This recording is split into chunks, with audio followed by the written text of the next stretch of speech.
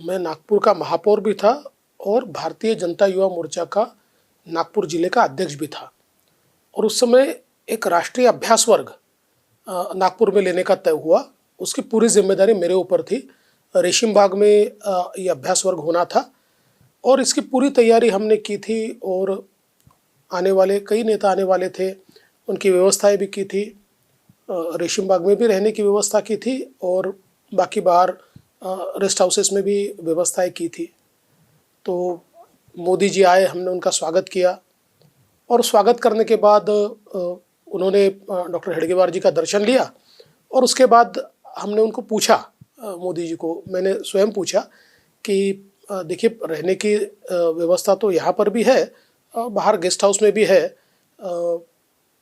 मैं ऐसा मानता था क्योंकि उस समय जितने नेता आए थे वो सारे बाहर गेस्ट हाउस में रहने को चले गए थे, तो इसलिए मैंने पूछा था। तो मोदी जी ने अपने अंदाज में कहा, हम तो भाई यहीं रहेंगे।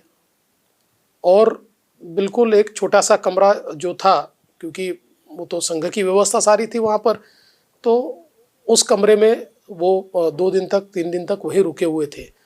तो मुझे ऐसा लगता है कि एक जो किसी व्यक्ति का पहला इंप्रेशन आपके ऊपर होता है ना, वो बहुत एवरलास्टिंग होता है। और उस समय जो उनका जुड़ाव, उनकी सिंप्लिसिटी, या एक कार्यकर्ता के रूप में एक स्वयंसेवक से जो कार्यकर्ता बनता है, इस प्रकार का जो व्यक्ति होता है, उसमें जो एक व्यवहार होता है, वो व्यवहार मुझे देखने को मिला।